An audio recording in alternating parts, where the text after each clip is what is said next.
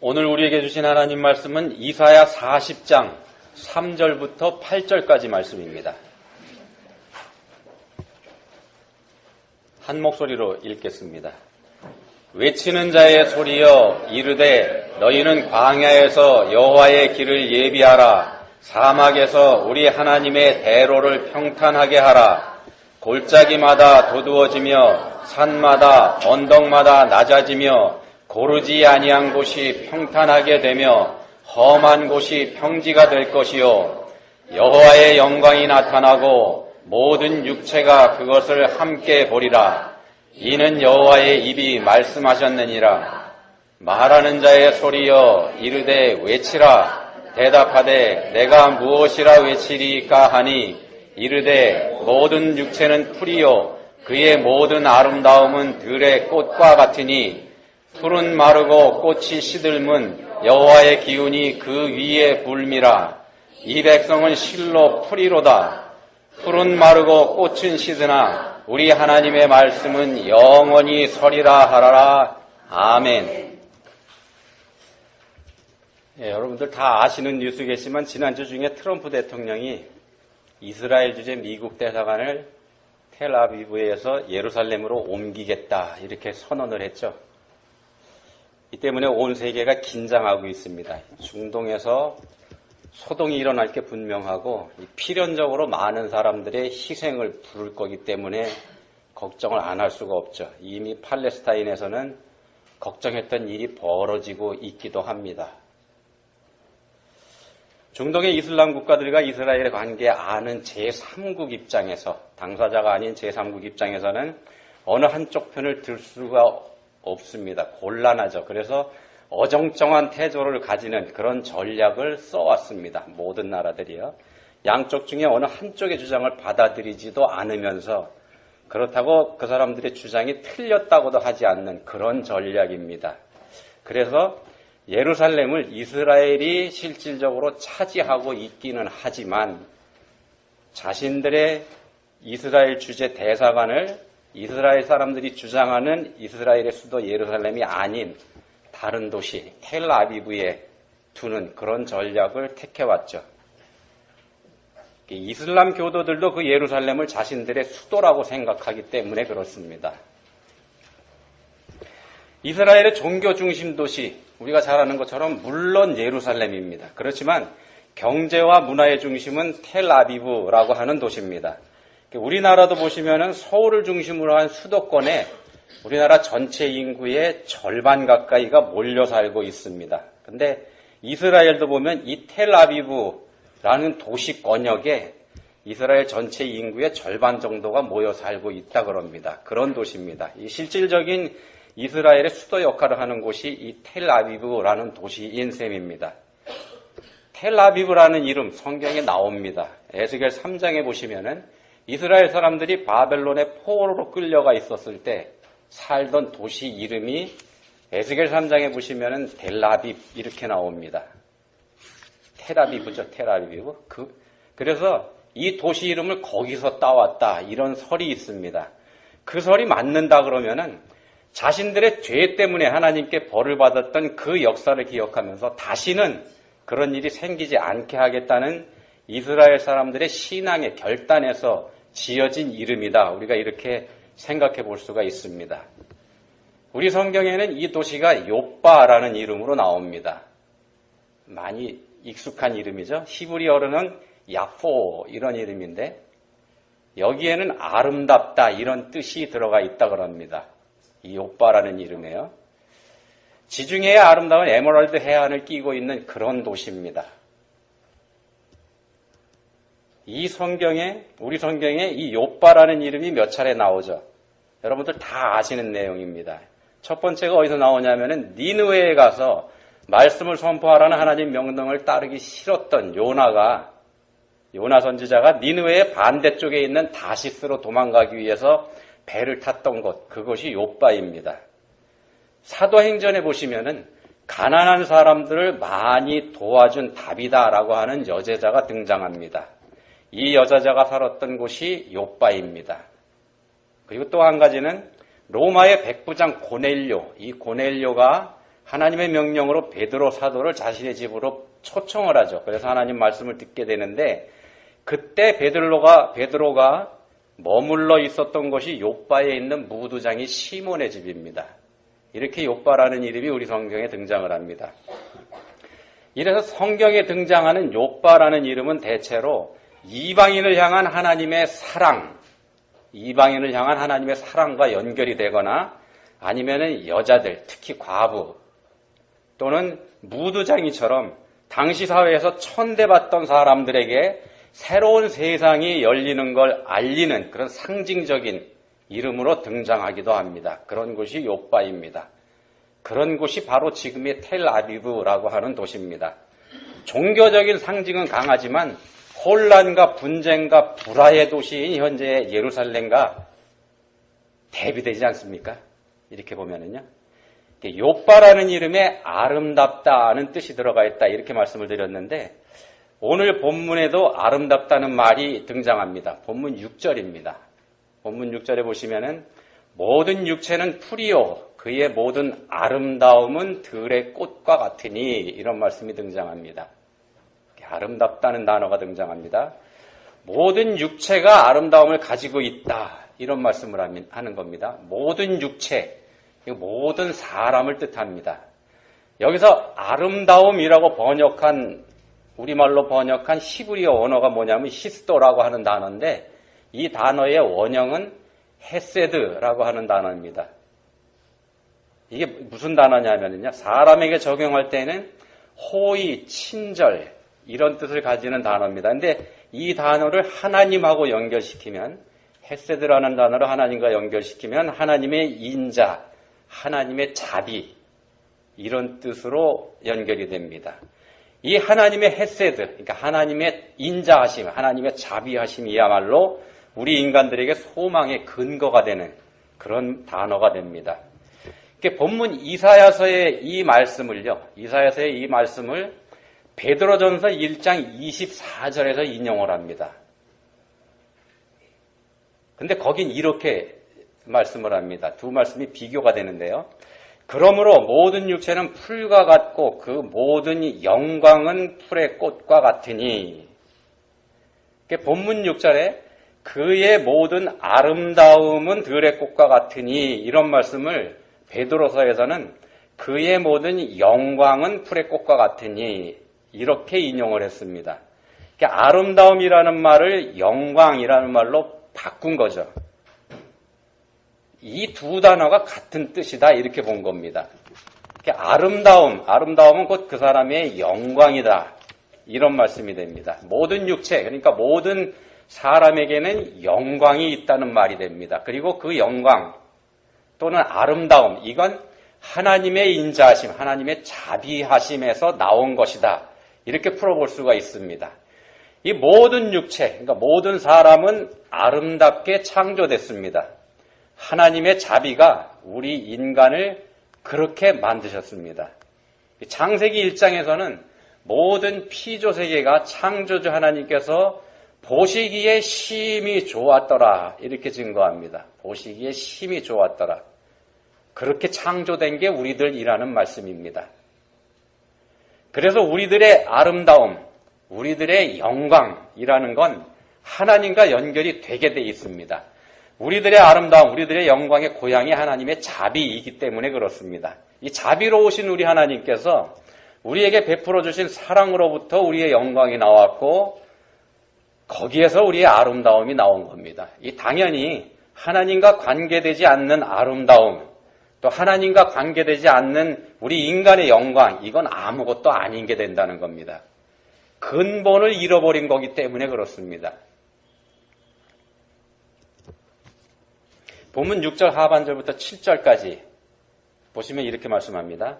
모든 육체는 풀이요 그의 모든 아름다움은 들의 꽃과 같으니 풀은 마르고 꽃이 시들면 여호와의 기운이 그 위에 불미라. 이 백성은 실로 풀이로다. 모든 사람은 하나님께서 아름답게 창조하셨습니다. 누구나 예외가 없습니다. 모두 다 하나님께서 보시기에 심히 좋은 그런 모습으로 창조됐습니다.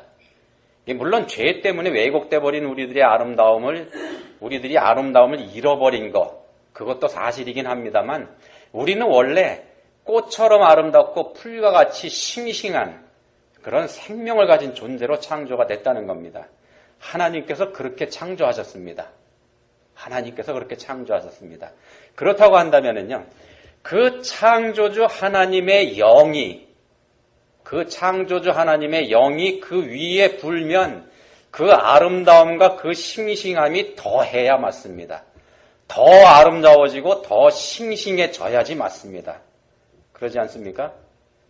근데 본문에서 말씀하는 거 그것과 반대로 말씀을 합니다. 여호와의 영이 모든 육체에 불면 오히려 마르고 시든다, 이렇게 말씀을 합니다. 풀이 마르고 꽃도 시들어버리는 것처럼 말입니다. 이게 말라버린 풀과 시들어버린 꽃, 이건 한창 때 그들이 그 풀과 꽃이 좋았을 때 그것들이 가지고 있던 아름다움과 싱싱함, 이거 기억하지 못할 정도로 형편없이 망가져 버립니다. 생명력은커녕 말라비틀어진 쓰레기에 불과하다는 겁니다. 때로는 악취를 풍겨내는 추한 존재가 되기도 합니다. 여호와의 영이 모든 육체에 불면 그처럼 추한 존재가 될 것이다. 본문에서 이 말씀을 하고 있습니다. 여호와의 기운이 불면 더 기운을 얻고, 여호와의 기운이 불면 죽어가던 생명조차 새 생명을 얻을 수 있어야 하는데 그렇지 않다는 겁니다. 변질돼 버렸기 때문이죠.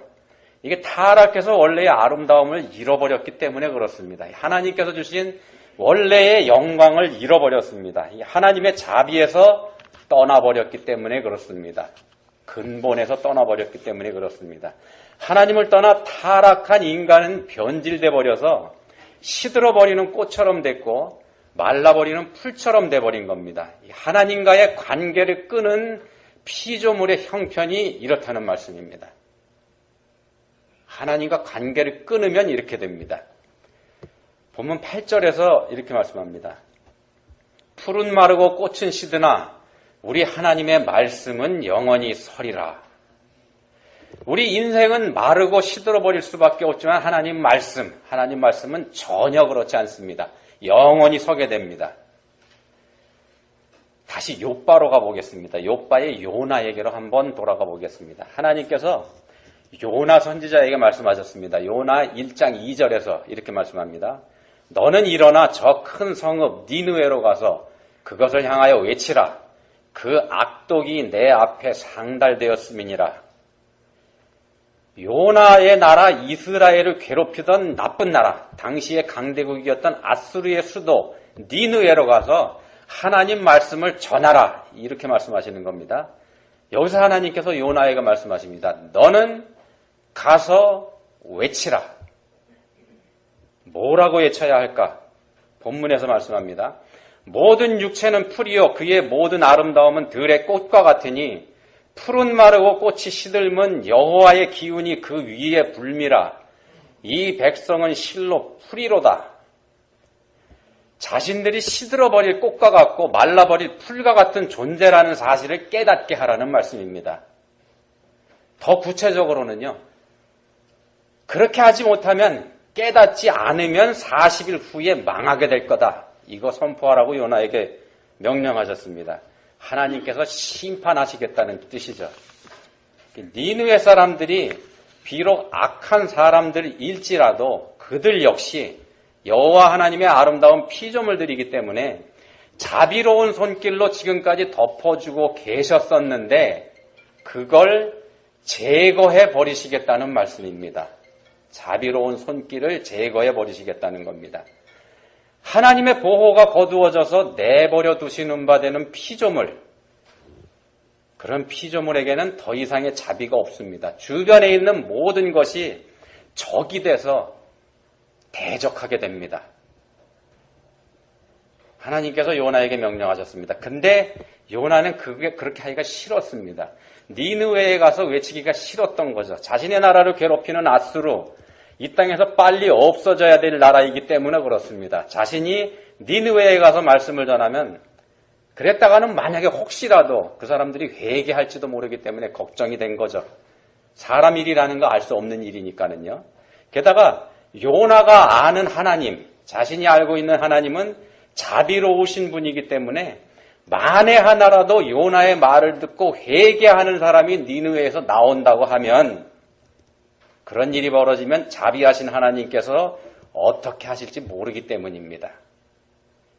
그건 곧, 만약에 그런 일이 생긴다 그러면은요, 그건 곧 자기네 나라 이스라엘이 아수르의 속박에서 벗어날 수 있는 하늘이 준 기회를 날려버리는 역적 행위가 된다.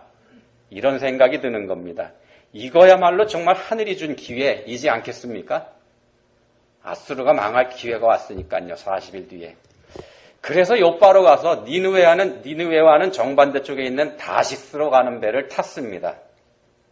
그리고 도망가다 하나님한테 붙잡혀서 되돌아왔죠. 결국 마지 못해서 니느웨에 갔습니다. 가서 하나님 말씀을 전합니다. 정말 마지 못해서 갔습니다. 니느웨는 큰 도시입니다. 적어도 사흘은 다니면서 말씀을 전해야 니느웨에 살고 있는 사람들이 대충 말씀을 듣게 되는데, 요나는 달랑 하루만 돌아다닙니다. 하루만 일을 합니다. 그리고는 성 밖에 나가서 자리를 잡습니다. 무슨 일이 벌어지나 보려고요. 하나님께서 메시지를 전해야 하는 기간을 정해주지 않았다는 거에 착안을 합니다. 하루만 전해도 자신은 하나님 말씀 전했다 이렇게 우기려는 참이죠. 하나님 말씀을 우리에게 적당히 유리하게 적용하는 우리들하고 닮았지 않습니까? 이런 모습은? 그렇게 생각 안 하십니까? 그런 요나가 니느웨 사람들에게 하나님 말씀을 전했습니다. 얼마나 성실하고 얼마나 정확하게 전했을까요? 이거 대충 생각해봐도 적당히 할 거라는 거 금방 짐작되지 않습니까? 가능하면 알아듣지 못하게. 근데 결과는 어땠습니까? 놀라운 일이 벌어졌지 않습니까? 니느웨 사람들이 회개했습니다. 왕까지 회개했습니다. 그뿐만 아니고 심지어 짐승들까지도 이 회개에 참여를 합니다. 그런 일이 벌어집니다. 성의도 없이 대충 전한 하나님 말씀을 듣고서 그런 일이 벌어집니다. 이런 일은 하나님의 백성이라는 자부심으로 먹고 사는 이스라엘 사람들 사이에서는 한 번도 없었던 일입니다. 그런데 어떻게 이런 일이 이방인에게서 일어날 수 있었을까?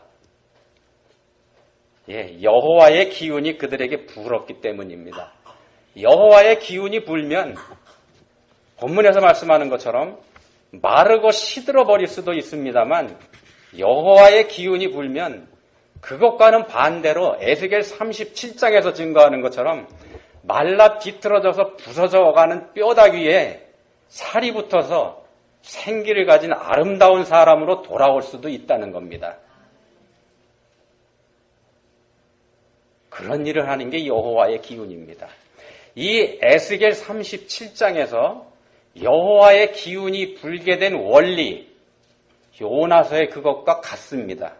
에스겔 선지자가 하나님의 명령에 순종해서 하나님 말씀을 대언했을 때 여호와의 기운, 하나님의 성령이 거기에 오셨습니다.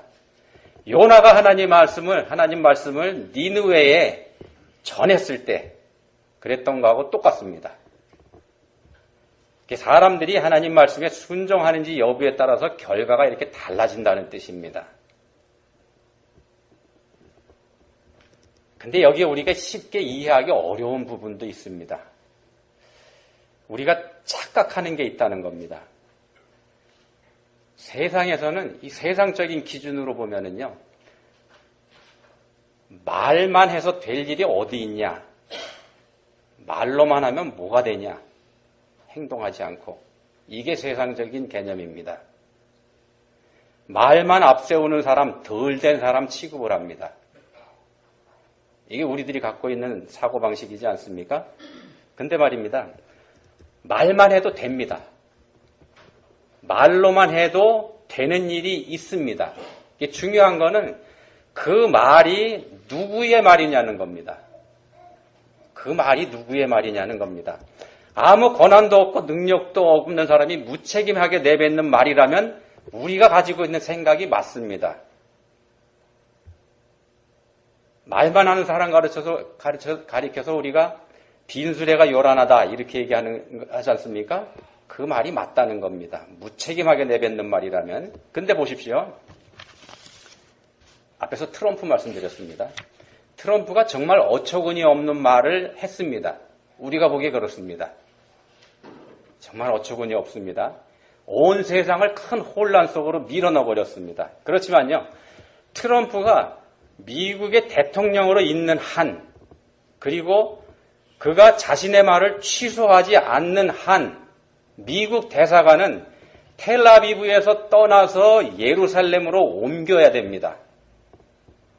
그것으로 가게 되면 그 미국 대사관이 테러의 표적이 될 것이라는 거 누구나 다 알고 있지만 그렇게 해야 됩니다. 왜냐하면은요, 그 말이 세계에서 가장 힘이 센 나라인 미국의 대통령이 한 말이기 때문에 그렇습니다. 옛날 제국의 황제들의 말이 그런 힘을 가지고 있었지 않습니까? 적어도 자기들이 다스리는, 자신들의 영향력이 미치는 모든 나라에서는 절대적인 힘을 가지고 있던 게 바로 그 사람들의 말이지 않습니까? 자, 그럼 한번 생각해 보십시오.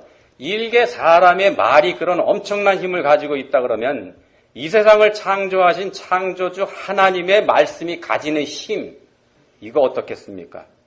영원하신 분이시며 절대자이신 하나님의 말씀이 가지는 힘 말입니다. 그분의 말씀을 일개 인간인 에스겔 선지자, 또 일개 인간인 요나 선지자가 대신해서 전했는데도 믿지 못할 일이 벌어지지 않았습니까? 우리가 하는 거 아닙니다. 우리의 말이 하는 것도 아닙니다. 우리의 믿음이 하는 것도 아닙니다. 하나님께서 하시는 겁니다. 하나님의 말씀이 일하십니다. 말씀이 육신이 돼서 우리 가운데 오신 예수 그리스도께서 하시는 일이라는 겁니다. 이 세상은 바로 그분에 의해서 창조되었기 때문에 그렇습니다. 하나님께서 이 세상을 창조하실 때 말씀으로 창조하셨습니다. 그 말씀이 우리에게 오셨습니다. 우리하고 똑같은 사람이 돼서 오셨습니다. 그리고 그분이 우리에게 말씀하셨습니다. 뭐라고 말씀하셨냐면요. 모든 육체는 풀이요 그의 모든 아름다움은 들의 꽃과 같으니 사람에게는 어쩔 수 없는 한계가 있다는 거 생각하라. 이런 말씀이지 않겠습니까? 본문 3절에도 외치라는 명령이 있습니다. 하나님 말씀입니다. 하나님 말씀을 대언해서 외칠 때 사막의 대로가 열리고 골짜기가 메꾸어지고 산과 언덕이 낮아져서 평지가 될 겁니다. 이런 일은 우리가 해서 되는 일 아닙니다. 우리 보고 그렇게 하라는 말씀도 아닙니다. 우리가 그렇게 할 수 없다는 거 하나님께서 누구보다 더 잘 아십니다. 그러면서 이 말씀을 하신 겁니다. 우리는 그저 하나님 말씀 대신 전하고 선포하기만 하면 됩니다. 다른 거 없습니다. 그냥 대언하고 선포하고 그러면 되는 겁니다. 이게 얼마나 쉽습니까? 그렇게만 하면 여호와의 영이, 하나님의 성령이 말씀이 들리는 그곳에 불게 될 거라는 말씀입니다. 그리고 그곳에서 역사가 일어나게 됩니다. 그 말씀을 여러분의 삶에 한번 선포해 보십시오. 그럼 여러분의 삶에서 무슨 일이 일어날지 아무도 모릅니다. 성경이 보는 아름다운 사람은 자신의 아름다움의 근원이 하나님이시라는 거, 이거 알고 이 사실을 인정하는 사람입니다. 그런 사람이 아름다운 사람입니다. 하나님의 자비가 자신의 아름다움에, 자신의 영광의 고향이라는 것, 이거 아는 사람입니다. 그리고 그 하나님의 자비하심에 자기 자신을 의지하는 사람, 그런 사람입니다. 자기 자신이 뭘 하려고 하는 사람, 그런 사람이 아름다운 사람이 아니라는 겁니다. 하나님께 의지하는 사람입니다. 우리 삶의 고난의 골짜기를 메우고 우리 삶을 방해하는 산과 언덕을 낮추고 소망이 보이지 않는 우리 삶의 사막에 길을 내는 일, 이거 우리가 못합니다. 요즘에 장비가 좋아지고 산업이 발달해서 우리가 골짜기 메꾸고 우리가 산을 깎을 수 있다 이렇게 주장하고 생각하는 경우도 있을 수 있습니다만 그런 곳에도 여호와의 영이 한번 불면 아무것도 남아있지 않게 될 수 있습니다. 아무것도 아닙니다. 풀은 마르고 꽃은 시드는 것처럼 자신에게는 한계가 있다는 거 인정하고 영원하시며 절대로 변하지 않으시는 하나님 말씀에 의지하는 사람, 그 말씀이 육신이 돼서 우리에게 오신 예수 그리스도에게 자신을 의지하는 사람이 성경에서 말씀하는 아름다운 사람입니다. 하나님께서 보시기에 심히 좋은 사람이 바로 이런 사람들입니다. 믿으시기 바랍니다. 기도하시겠습니다. 하나님 아버지, 모든 것을 창조하셨기에 절대적인 힘을 가지신 하나님의 말씀께서 저희에게 오셨음을 알게 하시고 또 그걸 저희가 믿게 해주시니 감사합니다. 이제는 말씀이신 예수 그리스도 우리 주님만이 저희가 의지할 분이요 저희들의 소망이 되시는 분임을 온전히 믿게 해주시기 원합니다. 성탄을 기다리는 이때에 말씀의 능력을 믿고 그 말씀에 순종하기를 다짐하는 저희 모두가 되게 해주시기 원합니다. 저희를 도와주십시오. 예수님 이름으로 기도합니다. 아멘.